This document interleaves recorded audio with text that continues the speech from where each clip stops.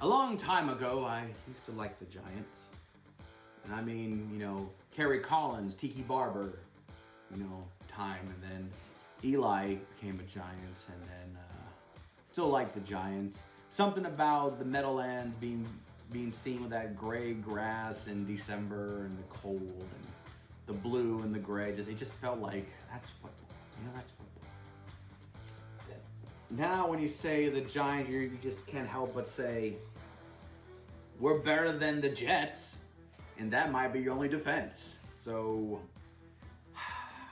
hey everybody, I'm Cortez, and I'm a critic, and welcome. We're concluding the NFC East review of the 2025 NFL Draft, and we're talking about the Giants. Why the Giants last? Honestly, is because I kind of want to give them like the last bow. They deserve some sense of pride, since the last three teams I talked about are probably obviously viewed as a 10-win team, and the Giants are hoping not to be a 10-loss team and just go at 9-8 or 8-9 and just say, hey, at least we didn't lose 10 games. The Giants have a lot of question marks, a lot of choices, and a lot of fans that are just going, I have no idea what this season is going to hold, and it's kind of sad to see the Giants, a team that was always viewed as competitively, even whether you like Eli Manning or not, and just be like, yeah, they're there. And then a team like Washington who just says, excuse me, and they just take the throne from you.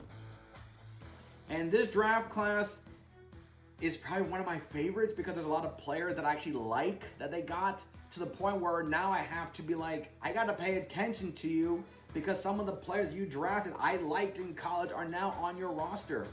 So now I kind of have to pay attention to you. It's like an ex-girlfriend making a public proclamation of love. You kind of have to pay attention to now. So let's talk about the New York Giants as we conclude the NFC East.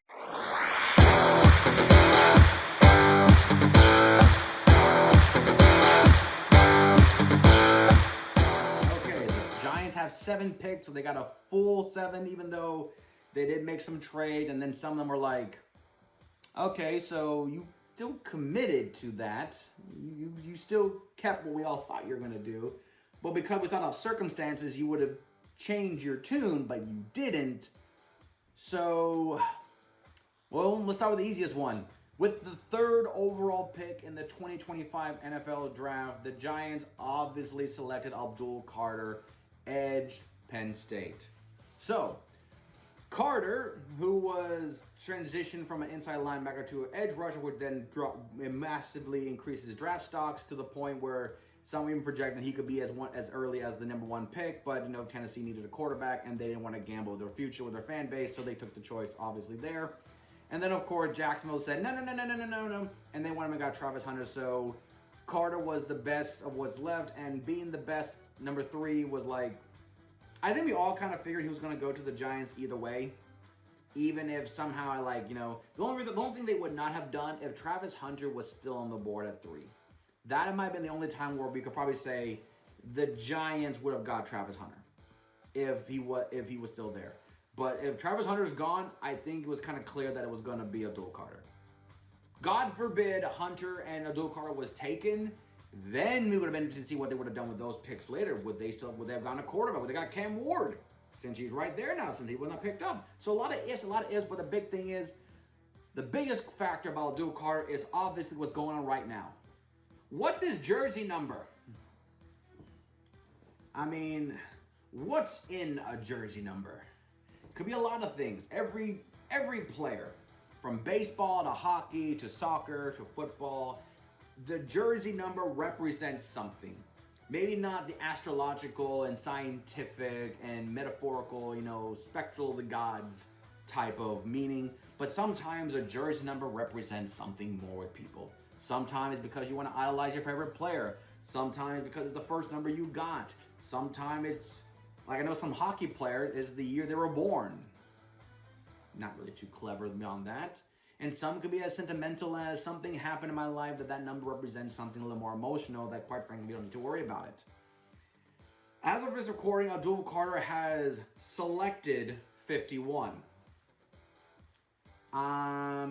Sure. I mean, number 11 was Phil Simms, and we all kind of probably felt like it was not going to happen.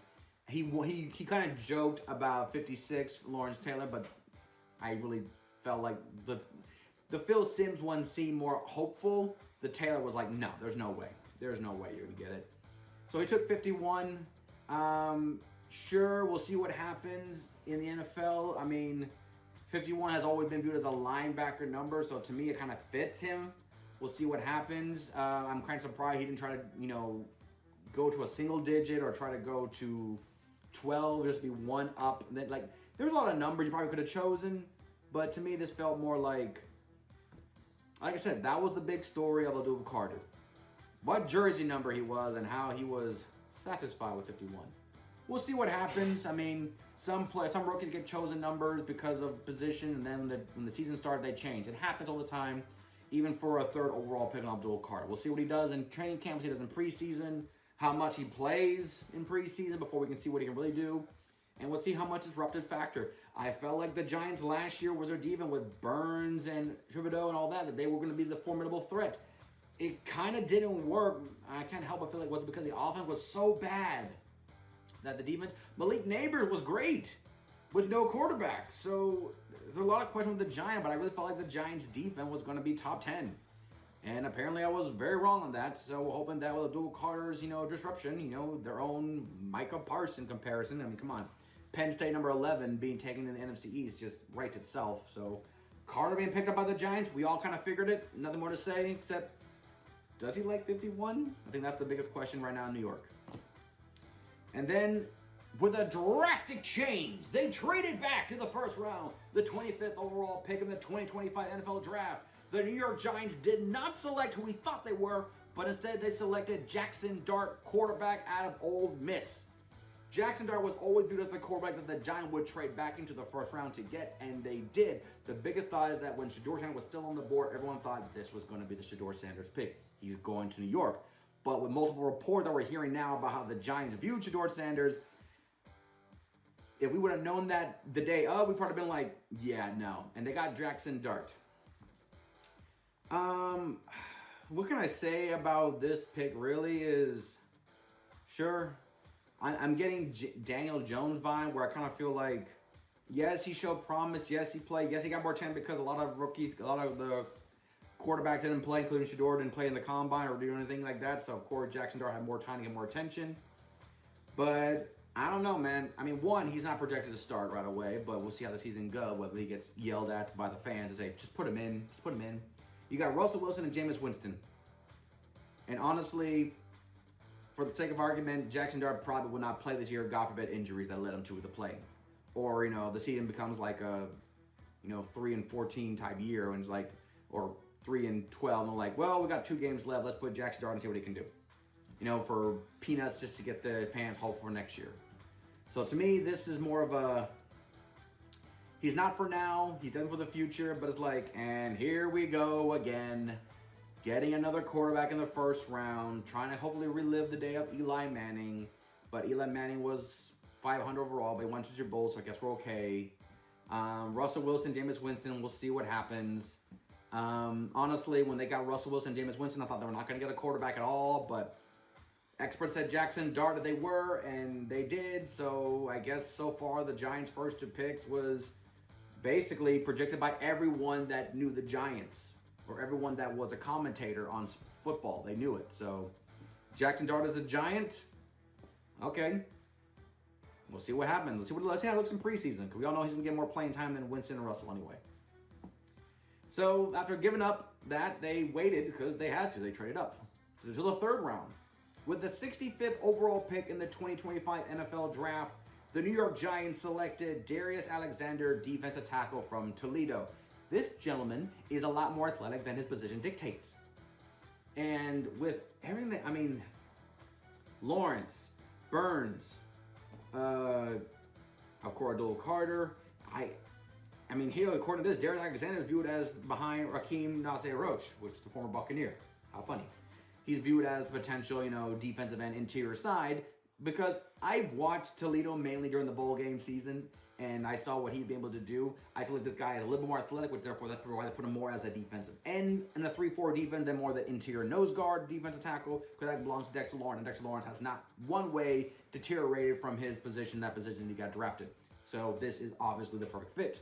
And of course, when it comes to interior linemen, of course, rotation becomes a factor. And Darius Alexander comes in there saying, I'm going to be a rotational player. I'm going to make my marks. I might get a sack here or there, make contributing factor. But I still believe the Giants' defensive line, and that including their edge rush on the linebacker, is the success of the Giants, which I thought that was going to be last year. Now, of course, the question becomes of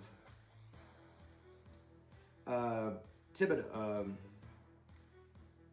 Kayvon, their former pick from Oregon.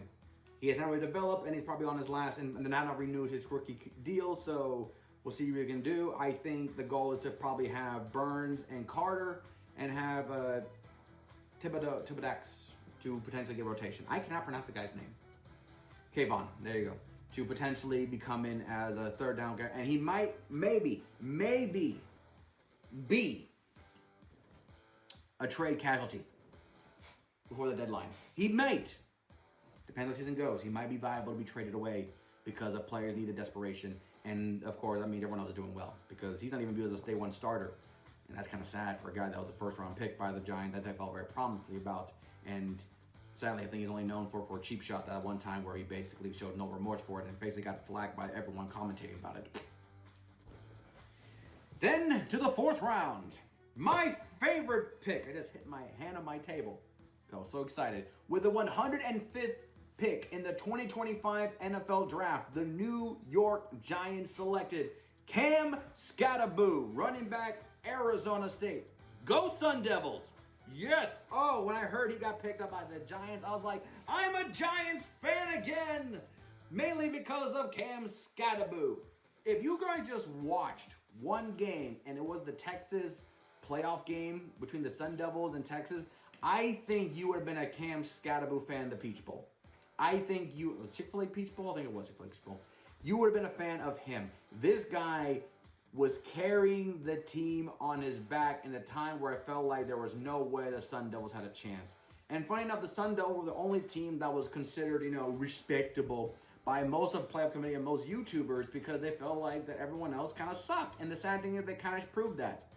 And Arizona State was the one team out of all the ones I kept rooting for, because trust me, I was rooting for Indiana.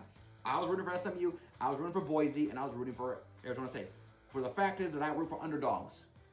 I'm an underdog myself. I support underdogs everywhere, especially when the chance of underdogs to beat the big boys are slim. But I still root for underdogs. I love the upsets. Especially if my team's the one that's on the hand of the upset, I kind of feel like, well, fudge. So to me, Cam Skattebo, he wore number 4. His jersey number is 44. Makes perfect sense.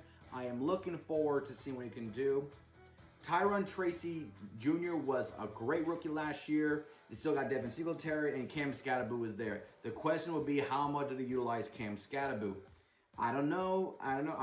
There's a stigma between white running backs that are not named McCaffrey. I don't know if Cam Skattebo can handle the NFL workload since he basically was taking a lot of beating in his college time. His journey of being viewed as a running back, I mean, if you look up Cam Skattebo's journey, how basically the running back coach at Arizona State flat out said, if you want to be a running back, I will give you the system, but it's up to you to do it. And then Cam took it and he made something of them. Cam Skattebo, in my opinion, was the biggest reason why Arizona State actually made the playoff. Sam Levitt was a rookie, or a freshman, sorry. So, and their number 1 receiver was out. Especially during the playoff game, he was out. So, a lot of times, they were going against much more superior team. I mean, Arizona State's team was compared to everyone else in the playoffs when it comes to, ranking of high schoolers to them. They were the bottom. And Cam Skattebo, before this season, was viewed as a who? And now, I mean, yes, he's the 105th pick, 4th round pick in a running back position. And yes, we can throw in a little bit of, he's also the white running back. So if you want to play that game of stereotype, let's play it. But we all should be excited for Cam Skattebo. I called him Mini All-Stott. I called him Mini All-Stott because when I saw him play, I was like, he reminds me of Mike All-Stott. And that's not just a Tampa thing, but see how he runs. He wears number 4. Also, I wear number 40. How much he just gave up more. He was more athletic than just in between the tackles running. Cam Skattebo is All-Stott, reincarnated to the NFL. And the thing is that he has this grit, this like he will bust his lip and be like, Let's do it. Let's go again. That to me is a football player. Cam Scatterbo is clearly the backyard football guy that took backyard football seriously and then took it to high school, college, and now to the NFL. He is the one player I am most excited about because I want him to prove his doubters wrong. To the 5th round, with the 154th pick in the 2025 NFL Draft, the New York Giants selected Marcus Mbao, offensive guard, Purdue. Good. Sometimes I type his names a couple of weeks in advance, and then I record it and I see it, and sometimes I just feel like, yeah, that's how his name is spelled, and hopefully I pronounce it right. Offensive guard out of Purdue.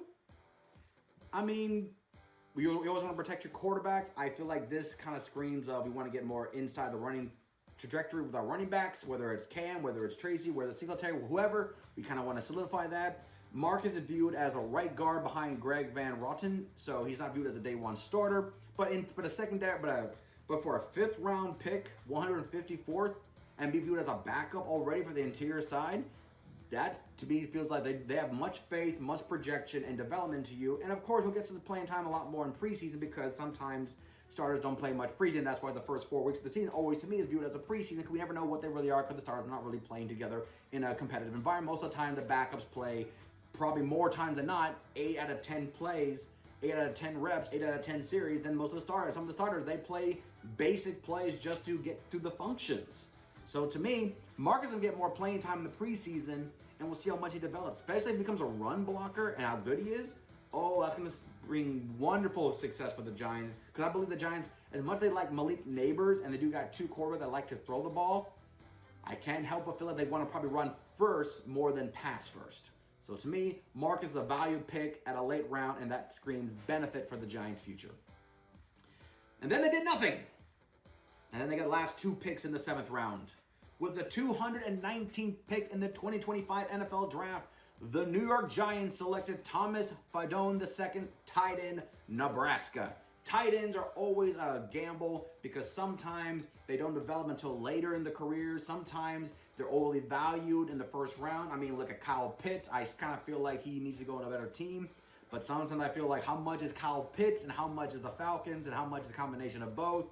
That I feel like that maybe a Kyle Pitts goes somewhere else like Dallas, Kansas City, Buffalo. He might be more utilized there. But in Atlanta, he's not, and it's kind of weird because like you got 2 good running backs in Atlanta, but Kyle Pitts has not developed it, and Drake London has developed better, so maybe it's more Kyle Pitts. And sometimes you get tight ends that develop later, and sometimes you get tight ends that are like they're not A+, but they're a solid B+, and you still win games with them, and they're still valuable, and they're still just dangerous to the point that when it comes to team evaluation, they're still viewing like watch that tight end, even though he's not Jimmy Graham or Antonio Gates level, but he's still versatile that he can beat you. So Thomas Fidone II, he is currently viewed nowhere. Yeah, I'm looking at the mock draft. He is nowhere on the mock draft. Theo Johnson, Daniel Bellion, Chris Marquez, and Greg Dulchin are viewed as the tight end. So he's not even projected to be on the potential. But he got drafted, which means he must have some intangibles that are utilized from maybe more as a tight end run blocker, or maybe utilized as a potential thick wide receiver. Who knows what they can utilize him for? But to me, I can't help but feel like, since I said earlier that the Giants probably want to be more of a run-first offense than a pass-first offense, that maybe Thomas is viewed more as a run blocker with occasional athleticism to get out on the flat for short yardage. But I think Thomas was underappreciated more than probably was in Nebraska. I think Nebraska got a lot of the attention mainly because of their quarterback comparing them to, oh, look like Mahomes, oh, look like Mahomes, oh, look like Mahomes. But I'm trying to remember. I'm trying to remember what it looks like. Thomas Fidone. The name sounds familiar. Let me quick closer. Yes, what I thought. That's what I thought. I remember him. He wore number 24 in Nebraska. Okay. So, wow, he dropped to 7th? He's 6'6", 255. He's huge. Okay, I'm going to rescind what I'm saying about Thomas and say, I don't know why he fell. Was there an injury? I don't know. I see nothing here that says about otherwise, but I think Thomas is an athletic specimen. I'm trying to see 6'6", 256. He is very thin for a tight end. So I'm gonna chalk this up to Thomas is probably a heavy receiver. He probably utilizes a heavy receiver. We'll see what he does in preseason. But I feel like Thomas is probably used more as a receiver than a blocking tight end, honestly, the way I'm looking at it like here. So, yeah, Thomas, if he makes noise in the preseason and in the NFL regular season, don't be surprised. I feel, yeah, 6'6", 256, that's thin. That's a little bit thin in weight for a tight end in, standard tight end stereotypes. And then the last pick, with the 246th selection in the 7th round of the 2025 NFL Draft, the New York Giants selected Corey Black, cornerback, Oklahoma State. So we conclude this rundown with defense. And secondary help in the 7th round that always screams to me athleticism, speed, and raw potential to something great. We all know that a lot of defensive backs in the 7th round most of the time are there because their athleticism to help contribute to special teams initially, and then hopefully with maturity and development and time, they will form into something valuable that by their 3rd year, they will be a starter and be considered one of the better players. There's a lot of Hall of Famers that, as much as we want to say they were great, probably didn't start their careers off right away as rookies until probably their 3rd year. And sometimes that rookie deal is always like, make it or break it. Let's know where we're going to give you money, or we're going to say we tried our best, now you're on your own. So Corey Black being put in here, and Corey Black is viewed so far on the depth chart. So this is obviously an athletic rawness potential that the Giants are going to mold into something great. So we'll see what Corey Black does in the preseason, and we see what he does. But let's be real, we'll probably see him as a special teams contributor, and then eventually mold into something down the line. Could he get some playing time this season? The season's a long season. Sometimes health reason comes as a factor, but I think Corey is being utilized more for his athleticism than viewed for just how great he's on the field, and the Giants are going to mold him into what they wish. So that's what I feel. The grade for the Giants, they're not contenders, but I can't say they're not yet. I'm going to say they're better, and a better means that they can win 8 games, they can win 7 games. They're a 500 level team when I say better. If the Giants don't lose 10 or more games, it'll be a successful season. A lot of this is banking on a lot of the veterans they got, and once again, I think a lot of the pressure is on that because I think all the leadership, the front office, and head coaches are all basically saying, this is it. Make it or break it. This is it for you. And the only saving grace is if Jackson Dart gets playing time and he shows promise, that might save them. But if Russell Wilson and Jameis Winston, get enough wins, or at least they, keep them competitive in December, that might also keep their season, their careers alive. So a lot of this is banking on the coaching staff and the player they have initially from free agency and veteran to see if they can keep their team afloat. But to me, I'm still banking that the Giants defense is the cornerstone of this formation. And with the player they got on defense, with Alexander and Carter, and I'm still saying, Scatterboot, if they utilize him right, he could be a massive steal. Segue into my favorite pick, Cam Scatterboot, the mini All-Star. He is the guy I'm looking forward to, but my concern is, will they utilize him right? And also, can he handle it? Because let's be real, there was another player I remember back in college that I really liked, and he didn't develop well as I thought he was, and that's Toby Gerhart out of Stanford. He went to the Vikings, which I thought was weird because Adrian Peterson was still in his prime. And then he went to Jacksonville, and I remember in his press conference, he says that I don't get a lot of playing time in Minnesota. That doesn't mean I'm not good. It means I'm still fresh. And he didn't develop with the Jaguars. And then he just disappeared. But we still remember what he did in college at Stanford. I think it was like number 2 in the Heisman voting.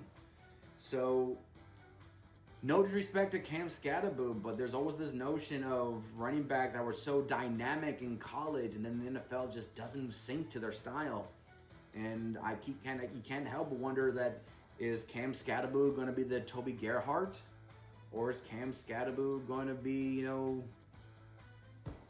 insert running back here with similar tandem that I can't think off the top of my head right now? Or could it be a Peyton Hillis? One good year, Madden cover, and then nothing. We don't know.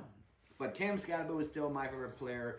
If I can get his jersey, that would be great, but I'm sure rookie jerseys are very expensive. But trust me when I say that number 44 in the Giants uniform, Ahmad Bradshaw, has some good history for the Giants in there. So I'm rooting for him, and I look forward to seeing him in preseason. If he does big plays, trust me, I will be rooting his praise. Cam Scatterboo, go Sun Devils.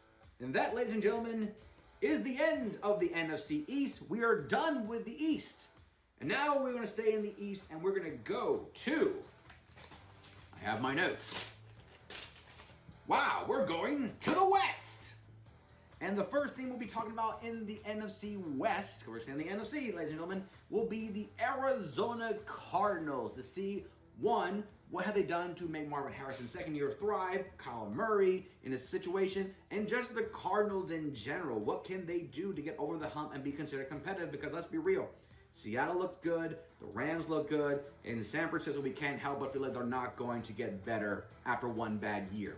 Also, Brock Purdy has not been signed still. Yeah, we'll see what happens when I talk about them. But right now, Cardinals are next. So until next time, I am Cortez, and I'm a critic. Thank you so very much for watching.